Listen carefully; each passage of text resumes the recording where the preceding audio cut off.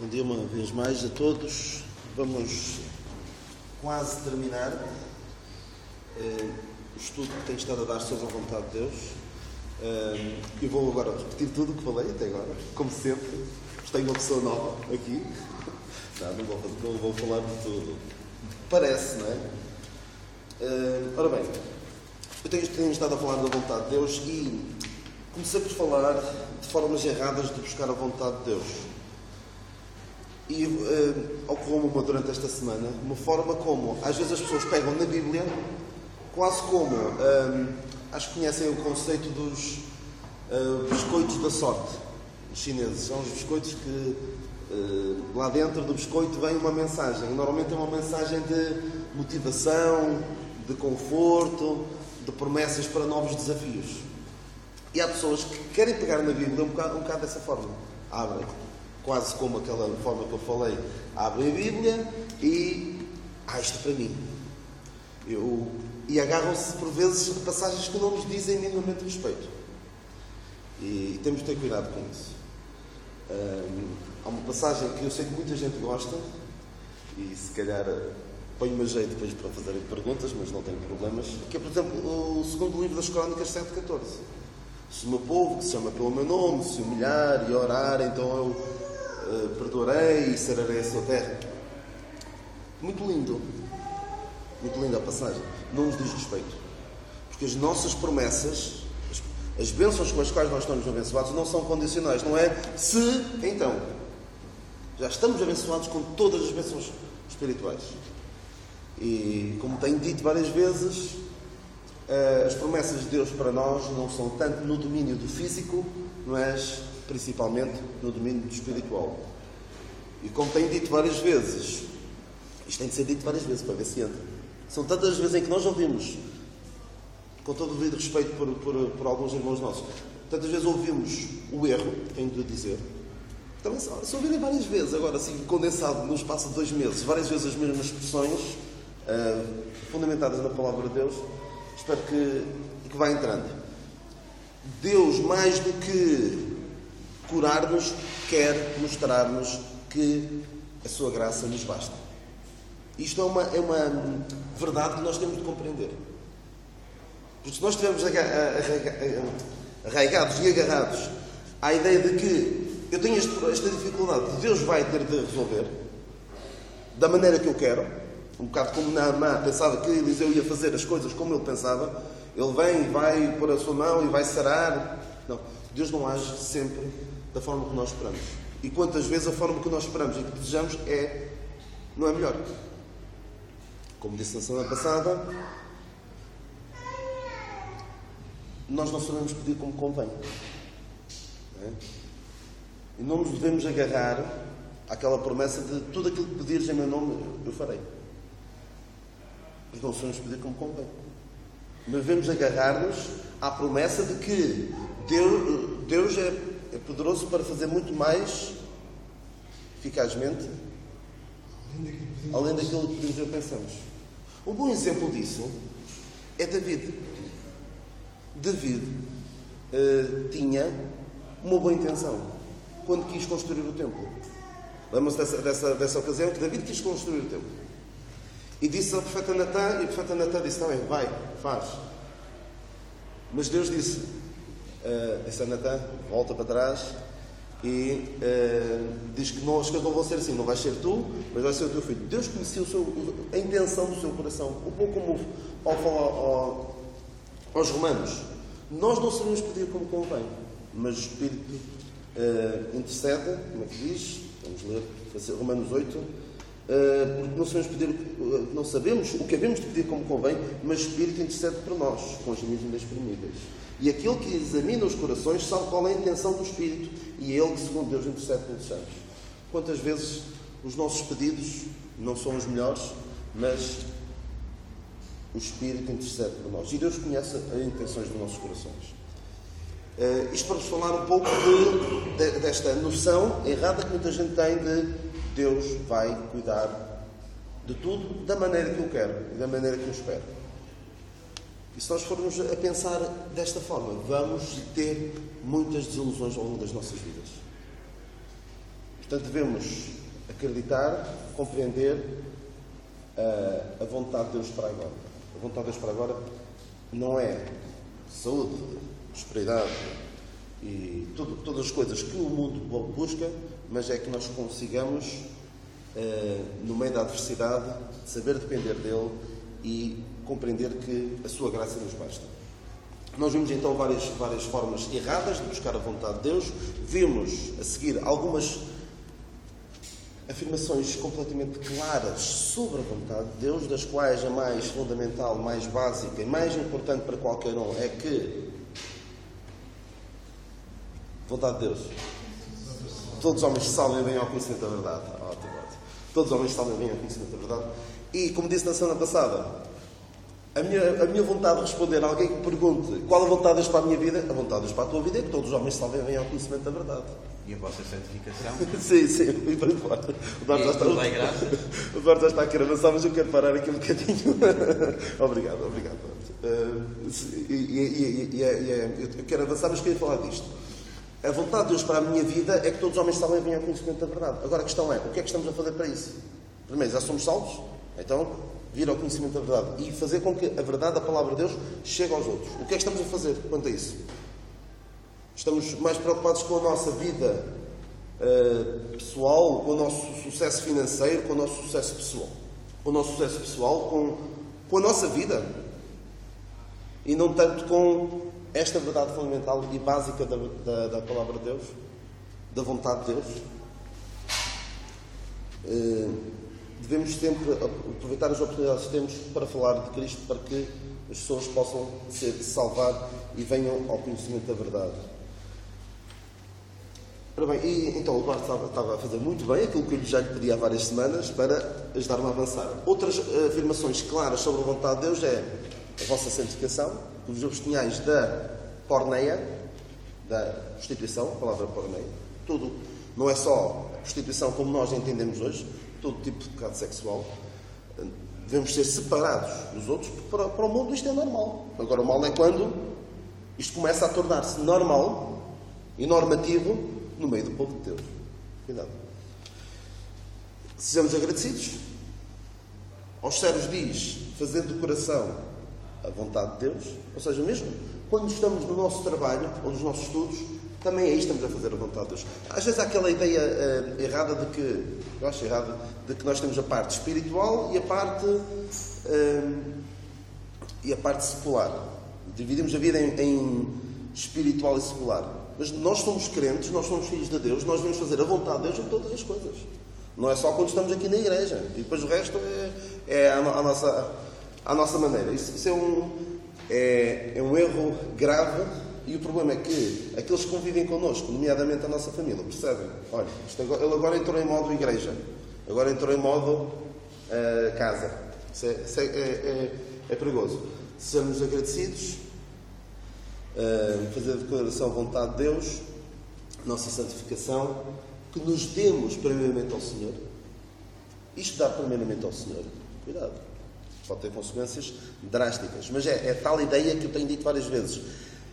Compreender a vontade de Deus é perceber que eu não sou o mais importante. O mais importante é a obra de Deus, é que o Evangelho vá mais longe. Um exemplo claro disso, além do apóstolo Paulo, era quem?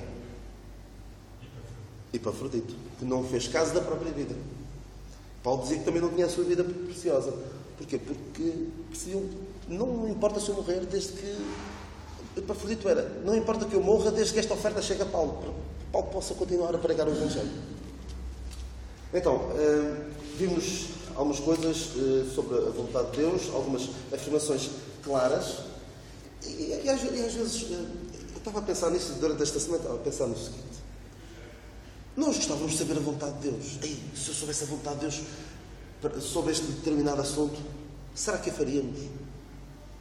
Nós temos estas coisas todas, que a palavra de Deus diz, é a vontade de Deus, isto, e nós fazemos-las. Então, será que iríamos fazer as outras? Mesmo que as soubéssemos taxativamente, claramente, preto no branco? Há situações onde a palavra de Deus é clara, e eu não as faço, não vou dizer nós. nem vocês. Vou dizer eu. E vou agora dizer, se eu soubesse a vontade de Deus, eu fazia. Infelizmente, sabemos que não é tanto assim. Eu falei também falei de livrar do presente século mau, é da vontade de Deus que estamos nos livros deste presente século mau. E falei que o apóstolo Paulo foi designado para conhecer a vontade de Deus. Lemos isso, Ananias disse-lhe, e depois Paulo conta num dos seus discursos, no discurso em sua defesa perante aquela assembleia de pessoas que queriam matá-lo, em Atos 22, lemos que o Deus de nossos pais de antemão te designou para que conheças a sua vontade. Deus designou para que conheça a sua vontade. E também nós podemos conhecer a sua vontade porque lemos em Efésios 1:9 que Deus descobriu-nos o mistério da sua vontade. E é importante que nós compreendamos, para isso é importante compreendermos o que é que Deus está a fazer neste presente tempo. Porque senão vamos cometer uma série de erros, como temos falado várias vezes. Vários erros, vão perceber se, eu dei o exemplo, se devemos orar para que venha o reino, ou que, o que é que devemos orar? É que venha o reino ou o quê? Vai à igreja, deve ser essa a nossa expectativa. Não é o Senhor vai reinar, o Senhor vai reinar. Vai reinar, mas não é essa a nossa esperança. Essa é a esperança de Israel. E para isso, Paulo orava para que nós pudéssemos compreender a sua vontade. Ele orava aos Colossenses, 1:9, que nós não cessamos de orar por vós e de pedir que sejais cheios do conhecimento da sua vontade em toda a sabedoria e inteligência espiritual. Cheios do conhecimento da sua vontade. E a sua vontade é aqui. Eu não quero atrapalhar ninguém, mas já começaram a ler a palavra de Deus? A ouvir? Eu reparei depois, ao ouvir o estudo do Zé António, eu reparei, o Zé António também anda a ouvir a Bíblia, não é? Faz muito bem. Porque a palavra de Cristo habita em nós abundantemente. Tem de ser assim. Leiam. Eu tenho que marcar um trabalho de casa que era durante uma semana. Conseguem fazer isso perfeitamente. Até com toda a sinceridade. Claro que temos outras coisas para fazer. Hoje conseguem ler as Epístolas de Paulo para procurar uma coisa. Depois, se eu me esquecer de dizer, eu digo já. Leiam as Epístolas de Paulo e vejam a quantidade de vezes em que ele... eu tenho de dizer agora, porque senão esqueço. A quantidade de vezes em que ele usa expressões que indicam alguma dúvida sobre a vontade de Deus. Sobre se será a melhor coisa a fazer ou não. Eu já vos dei alguns exemplos, não dei? Espero enviar-vos. Pode ser que há uma série de expressões similares a esta, em que Paulo expressa alguma dúvida. Não é assim tão perentório quanto alguns às vezes são em dizer, não, isto é da vontade de Deus. E quando é a vontade de Deus mesmo, ele diz, esta é a vontade de Deus. Há uma situação em que ele diz, digo, não o Senhor, mas eu, não é? Dou o meu parecer, aos Coríntios sobre o casamento. Ele dou o meu parecer. Como alguém que... Exatamente. Ou seja, parece-me isto. Não tem revelação direta de Deus sobre este assunto, mas parece-me. Ele usou muitas vezes esta expressão.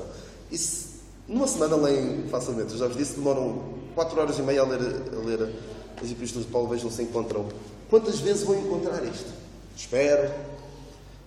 Pode ser que julguei. Há muitas. E porque eu quero para a semana falar um pouco sobre essas expressões.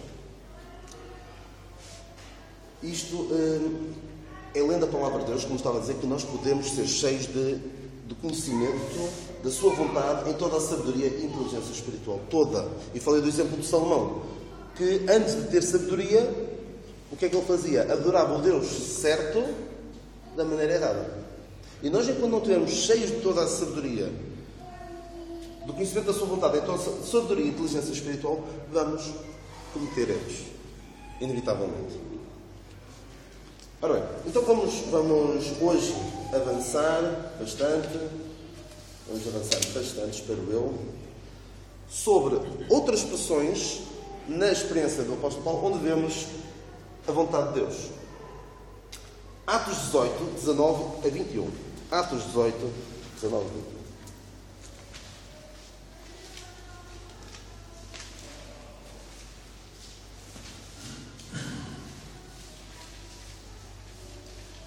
Atos 18, 19. E chegou a Éfeso e deixou-os ali. Mas ele, entrando na sinagoga, disputava com os judeus.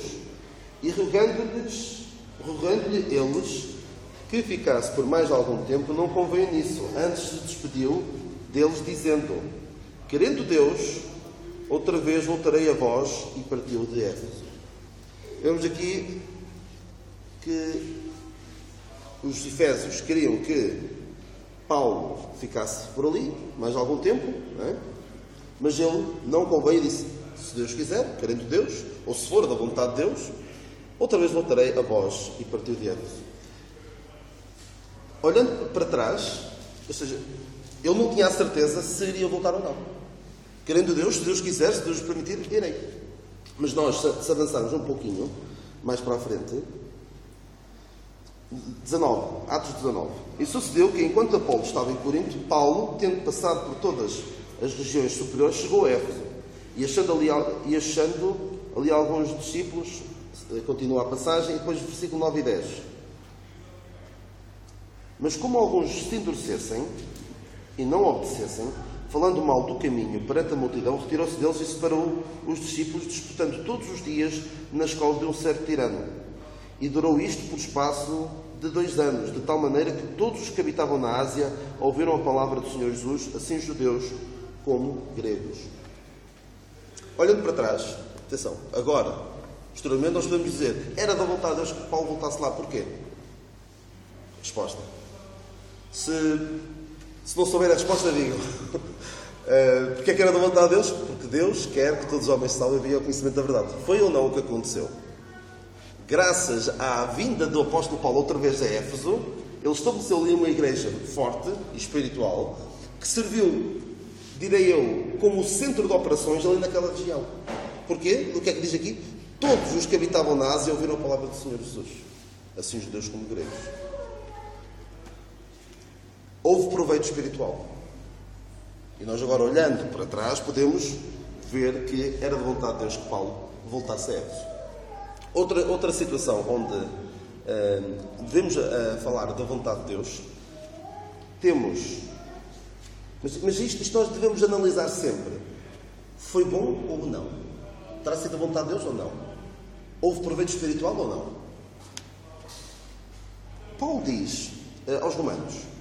Paulo desejava muito e ter com os romanos. E aqui em Romanos também temos outra situação em que Paulo disse que queria ir à Espanha, não é? Tanto quanto sabemos, não terá ido. Penso eu. Ainda mais outra expressão em que há aqui alguma... Espero ir. Mas não é essa que eu quero falar agora. Romanos 1, 10. Vamos ler a partir do versículo 8.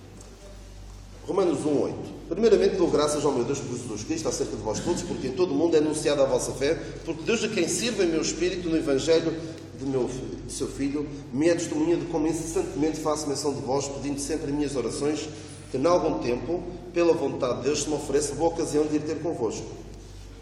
Porque desejo ver-vos para comunicar algum dom espiritual, a fim de que sejais confortados.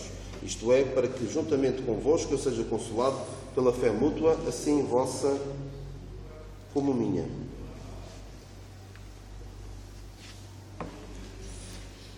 Pela vontade, versículo 10, pela vontade de Deus se me ofereça boa ocasião de ir ter convosco. Paulo queria ter uma boa ocasião de ir ter convosco. A versão em inglês diz... Tens aí King James, não? Mas a King James diz... sim, pois tens aí a King James em português, não é?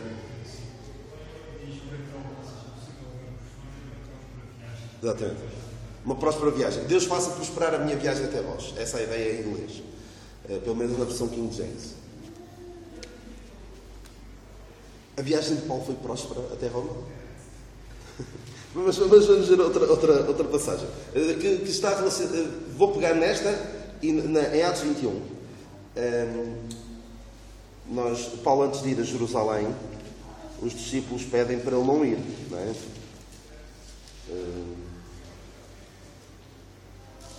Paulo diz, versículo 13, Atos 21, 13. O que fazeis vós, chorando e magoando o meu coração, porque eu estou pronto não só a ser ligado, mas ainda a morrer em Jerusalém, pelo nome do Senhor Jesus. Ele dizia ele ainda antes aos anciãos de Éfeso: em nada tenho a minha vida por preciosa. Era esta a postura de Paulo. E como nós não podíamos convencê-lo, versículo 14, nos aquietámos dizendo: faça-se a vontade do Senhor. Olhando para trás, acham que se cumpriu a vontade de Deus na ida de Paulo até Roma? Já viram o que é que Paulo passou?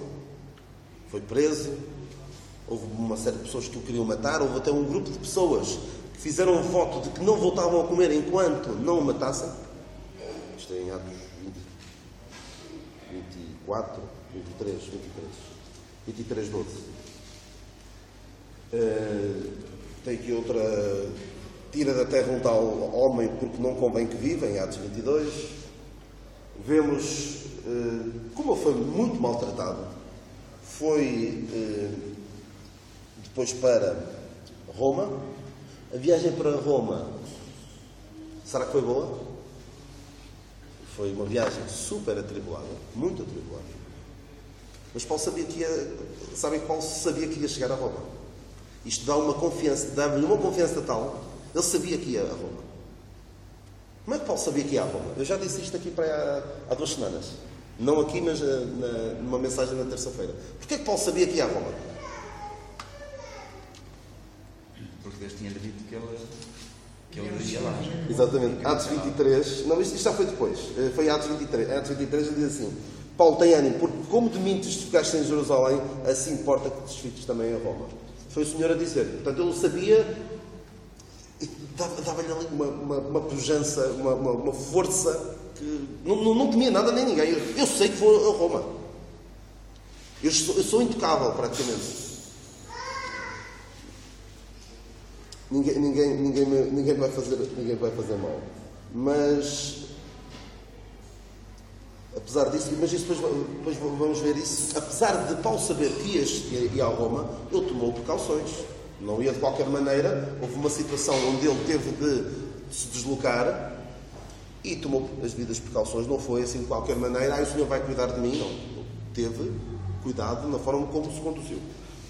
Por causa de uma cilada que lhe fizeram, e então ele usou ali um estratagema para enganar os que o queriam matar.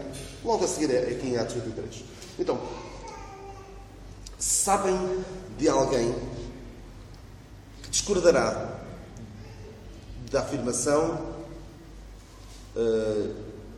a viagem de Paulo para Roma foi má, ou não foi próspera? Eu sei de alguém que discordará, de certeza. Para além de mim, mas alguém do tempo de Paulo, que certamente não concordará com a afirmação: a viagem de Paulo até Roma não foi próspera. Ou seja, Deus não fez prosperar a sua viagem, ou não foi uma boa ocasião de ir ter com eles. Onésimo, sim, também. Mas no livro de Atos, os habitantes de Malta, se Paulo não tivesse tido aquele naufrágio, aqueles habitantes de Malta provavelmente não teriam conhecido o Evangelho.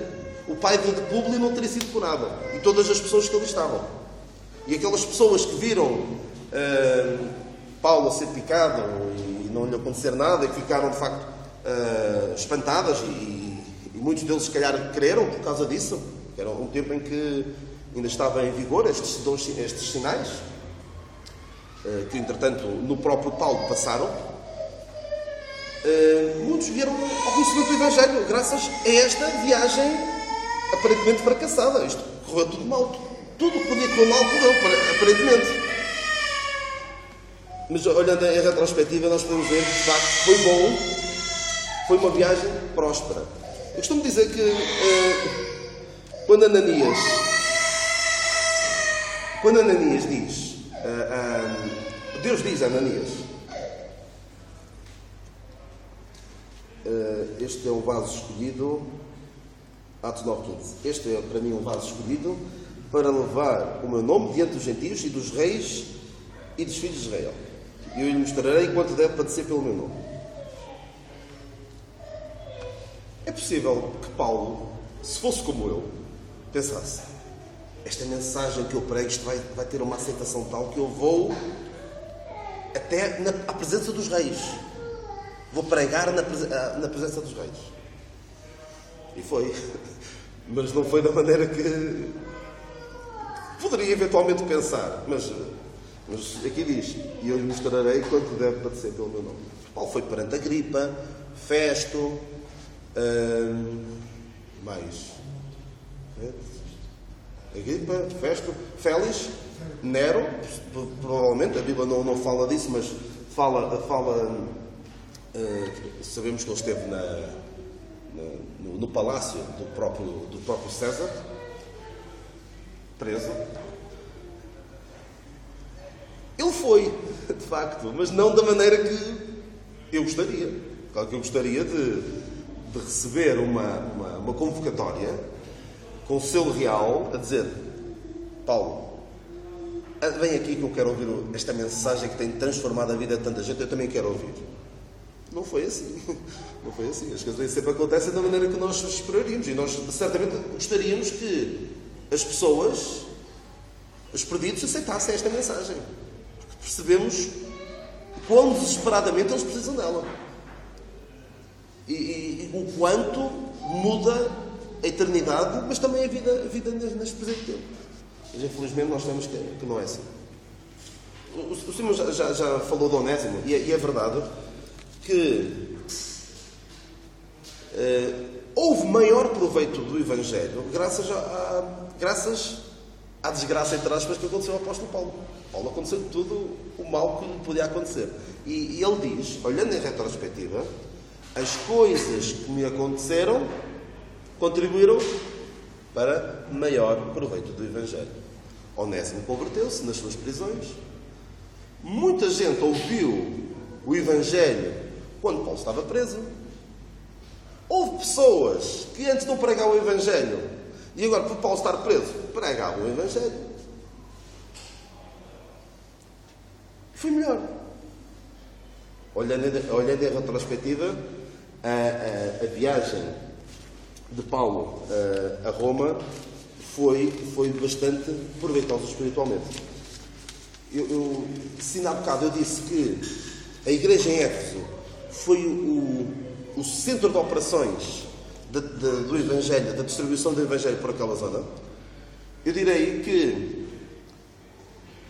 a prisão de Paulo em Roma, já tenho dito isto várias vezes, foi um posto de distribuição do Evangelho. Um posto de distribuição do Evangelho. Eu estou a especular, mas eu posso imaginar Deus a dizer assim: Paulo, tu estás a ficar velho. Isto de andar de terra em terra não é fácil. Tu, a cada sítio onde tu vais, toda a gente te quer matar. Era o que acontecia. Por isso é natural que Paulo diga: procuro eu agradar aos homens. Acham que a mensagem de Paulo era agradável aos homens? Não, onde quer que ele fosse, tentavam matá-lo. Não era agradável, de certeza. Então, Paulo, onde quer que ia, tentavam matá-lo. Então, é como se Deus dissesse: olha, estás a ficar velho, perdes muito tempo a ir de terra em terra, estás sempre sujeito a ser morto, portanto, eu vou pôr-te num lugar seguro, onde ninguém te vai fazer mal, porque lá no palácio, na prisão de Roma, ninguém lhe tocava. Lemos até que, no final de Atos 28, pregando o reino de Deus e ensinando com toda a liberdade as coisas pertencentes ao Senhor Jesus Cristo, sem pedimento algum. O último versículo de Atos, é assim que acaba Atos. Aquele apóstolo que antes andava de terra em terra, sujeito a todo tipo de perigos, Deus colocou no lugar: tu ficas aqui, e em vez de tu andares de terra em terra, vou trazer pessoas para aqui para ouvir o Evangelho. Porque em Roma havia pessoas de todo o mundo conhecido. Norte da Europa, Norte da África, Médio Oriente. Porque o Império Romano abarcava essas regiões todas. E creio que foi assim que o Evangelho acabou por chegar, não só, diz o apóstolo Paulo em Filipenses, não só, como é que diz, as minhas prisões foram conhecidas em Cristo, 1,13, Filipenses 1,13. De maneira que as minhas prisões em Cristo foram manifestas por toda a guarda pretoriana e em todos os mais lugares. Era um posto de distribuição do Evangelho. As pessoas vinham lá e levavam o Evangelho. Alguns não se converteriam, certamente, mas muitos se convertiam e levavam o Evangelho para o sítio onde moravam. E assim houve maior proveito do Evangelho. Ora bem, alguma observação queiram fazer antes de avançar?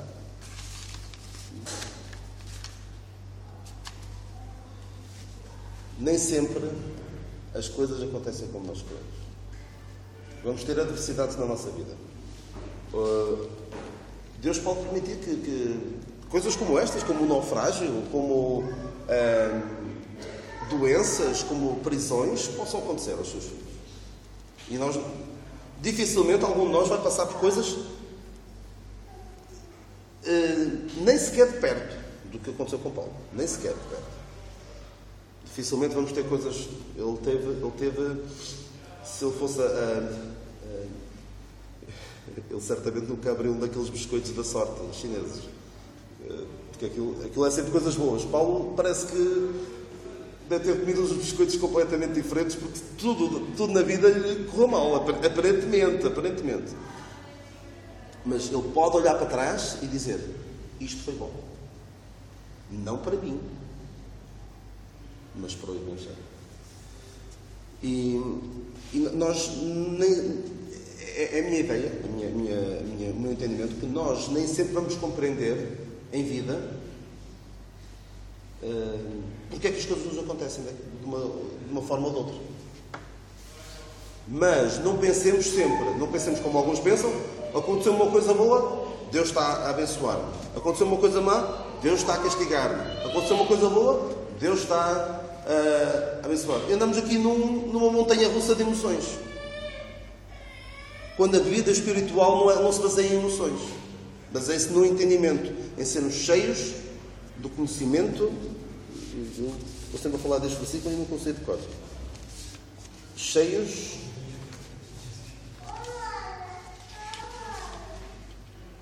Diz, Simão.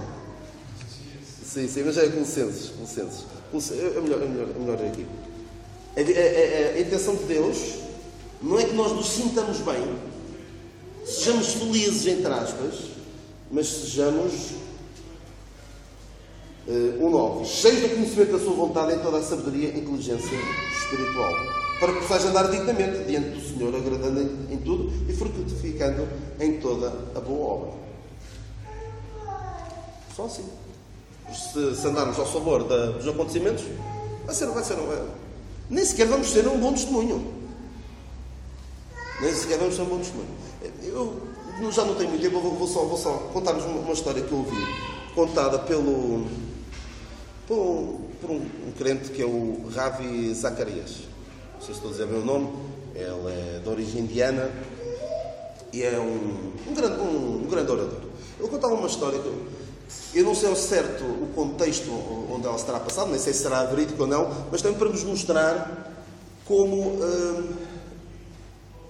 nós nem sempre conseguimos saber, se calhar só depois, olhando para trás, e às vezes mesmo só depois de partir é que irá haver frutos positivos daquilo que nos aconteceu. Eu já vos tenho contado o exemplo de uma irmã nossa que foi através da sua atitude positiva perante um cancro que a sua filha voltou à comunhão dos crentes. Antes andava desanimada, desinteressada e foi por causa da sua mãe já não poder ir aos cultos e ela começou a ir com ela, que ela voltou. Esta irmã partiu e felizmente ainda pôde ver a sua filha novamente nos caminhos de Deus. Mas nem sempre. Às vezes só olhando para trás, olha, ainda bem que me aconteceu isto. Ou, apesar disto, houve proveito espiritual. Então, a história que eu ia contar era esta. Eu vou imaginar que isto passou no tempo da Guerra Civil Americana, porque encaixa-se bem. Numa zona onde havia muitos cavalos. As pessoas precisavam de cavalos. No tempo da Guerra Civil Americana, os cavalos eram um instrumento, um animal que era muito útil para deslocação e para trabalhos. Então, um homem tinha um cavalo e o cavalo fugiu. E o vizinho disse: ei, que azar! E nós podemos transpor e dizer: olha, aconteceu esta desgraça, é Deus a castigar. Podemos fazer agora o azar, podemos transportar isto para a mente não espiritual de alguns crentes e dizer que isto é castigo de Deus. Então, o cavalo fugiu. Ei, que azar! E ele disse: eu não sei nada disto de sorte nem de azar. O que é que eu sei sobre sorte e sobre azar?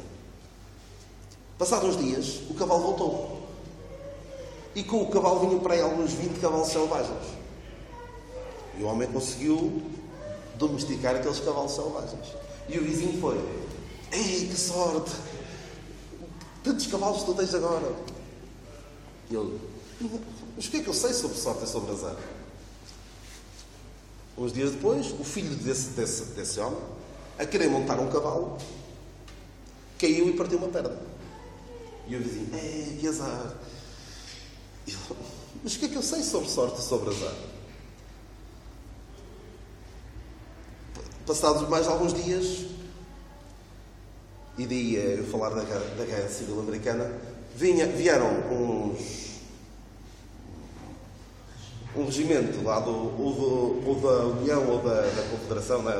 Ou do Norte ou do Sul, a regimentar soldados para a guerra. E o rapaz tinha a perna partida. E não levaram. E o vizinho dele: ai, que sorte! O teu filho tinha a perna partida e assim não foi levado. Mas o que é que eu sei sobre sorte e sobre azar? Se nós andarmos, a lição que eu quero tirar daqui é: se nós andarmos ao sabor dos acontecimentos, está-me a correr bem, é ótimo, Deus está a abençoar-me, está-me a correr mal, é Deus a castigar-me. Temos de conseguir viver acima das circunstâncias e adaptar a nossa vida em função das circunstâncias. Ora bem, estou com uma doença, o que é que eu vou fazer agora? Vou revoltar-me contra Deus? Não, isso não. Agora vou pensar: o que é que eu posso fazer agora para, ainda assim, ser útil? Tenho prosperidade, o que é que eu posso fazer agora para ser útil para Deus? Como é que eu posso usar esta situação boa para ser mais útil para Deus? Não andemos, irmãos, ao sabor dos acontecimentos. Isso é o que anda o mundo. O mundo que não tem entendimento da palavra de Deus. Falam em sorte e falam em azar. Nós falamos em ser, como é que é? Cheios de todo o conhecimento, cheios do conhecimento da sua vontade, em toda a sabedoria e inteligência espiritual. Eu sou mesmo mau para decorar versículos. Eu quero, então, para a semana, só para dar aqui um antegosto do que irei falar, quero falar-vos de algumas atitudes que Paulo tomou. E uma delas será aquela situação onde Paulo, também quero falar de Filémon e de Onésimo. Quero falar-vos então de algumas atitudes que Paulo tomou. Por exemplo, quando se separou de Barnabé, será que foi da vontade de Deus? Quando escolheu Timóteo para vir com ele, como é que Paulo tomou esta decisão? Como é que Paulo tomava decisões? Porquê é que Paulo tomou aquela decisão de se separar de Barnabé? Não levar Marcos? Não foi o Senhor que lhe revelou. Porquê é que Paulo escolheu Timóteo para ir com ele? Porquê é que Paulo começou a trabalhar com Priscila e Áquila? Sobre o trabalho, não é? Porquê é que Paulo queria ir apresentar-se ao povo em Atos 19, acabou por não ir? Como é que Paulo tomou esta decisão? Paulo queria muito ir, mas não foi. Porquê?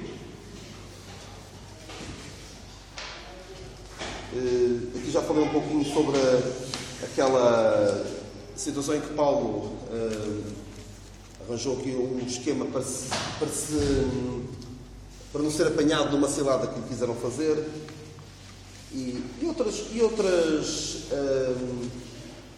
outras maneiras como ele tomava as decisões, como ele procurava saber o melhor caminho a seguir. E o essencial é: Deus trata-nos como filhos adultos e espera que nós tomemos decisões como tal. Porque nós vemos que quando Deus dizia à nação de Israel: faz isto assim, e assim, e assim, ele resultou? Não. Deus dizia: faz isto e aquilo. Resultava assim. Sim, eu percebi. Faz isto e resulta em bênção. Sim, eu percebi. Mas o resultado qual foi? Foi a desobediência, não é? Mas agora, com os filhos adultos, ele espera que nós sejamos capazes, ainda que ele não nos diga em todas as circunstâncias da nossa vida, não nos diga o que vamos fazer em cada... Isto em inglês chama-se micromanagement, ou seja, gestão... consegues ajudar? Gestão passo a passo, quase. Olha, agora, assim, uma criança ou alguém que não sabe o que é que está a fazer, é que faz uma coisa e diz: e agora, o que é que eu faço? E agora? Não é suposto nós agirmos assim. Vamos andar sempre a dizer: oh Deus, e agora? E agora o que é que eu faço? É que o pior, nós não podemos pedir isso a Deus, porque Ele também não nos vai dizer. O pior é que, começando em mim, será que nós fazemos o que Ele já nos disse para fazer? Ficamos por aqui e para a semana terminaremos. Pela vontade de Deus.